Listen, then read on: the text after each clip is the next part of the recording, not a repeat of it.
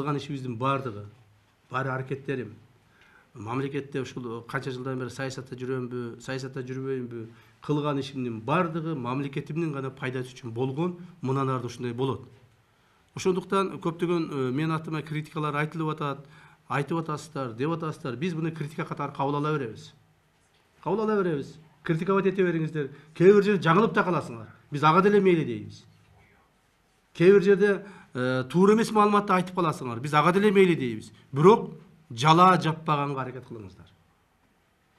Жала жаппаганга. Жок эле жерден адамды мындай жала жаап чыгарып койгондан этият кылыңыздар. Анан кийин мына жанагы мен иним Шайырбек жөнүндө айтылып атпадыбы? Ал депутат болуп келди, иниси тияк бияк депчи. Шайырбектин шайлоо кампаниясында жүргөндө, шайлоо кампаниясы башталганда, чтобы ар түрдүү сөздөр, башкалар болбосун деп туруп, мен аганы айтып, мамлекеттен чыгарып жибердим. Ал шайлоого 2 күн калганда гана мамлекетке келди. Анын паспортундагы кирген чыкканын текшерсеңер болот. Кээде 3-чү күнү келди, 4-чү, 5-чи күнү 2 күн гана эл менен жолукту. 2 күн күнүнө 3-төн кылдыр 5-6 жолугушуп өткүздү. Анан ал эл тарабынан шайланып келди. Эмне үчүн? Конечно, анын жеке өзүнүн заслугасы болбосо дагы, ал жерде менин заслугам бар. Себеби көптөгөн жылдардан бери мен ал жерде депутат болгонмун, көптөгөн жылдар шайланганмын. Элге тынбай ар дайым жардамымды берип келем. Мындан ары да өмүр өткүчү жардам берем.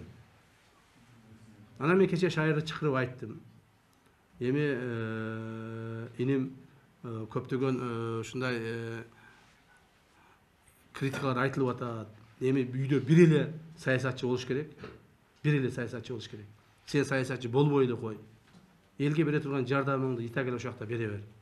Мандатыңды тапшырып бер деп мен аны айттым. Конечно, ал эл тарабынан шайланган, бирок ошондой болсо дагы ал мен айткан сөзүмө макул болду. Мына жакынкы күндөрү Шайырбек өзүнүн мандатын өткүзүп берет. Жана эч кандай биздин Ташиевтердин үй бүлөсүндө 2 же 3 саясатчы болбойт. Жападан жалгыз гана мен саясатчы болом. Мен саясаттан кеткенден келип алып боло берсин, жүрө берсин, башкара берсин.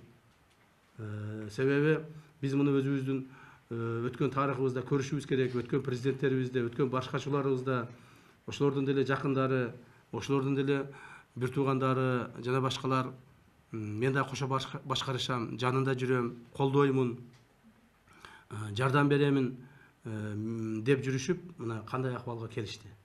Бизде андай болбойт. Мага менин инимдин саясаттагы жардамынын кереги жок.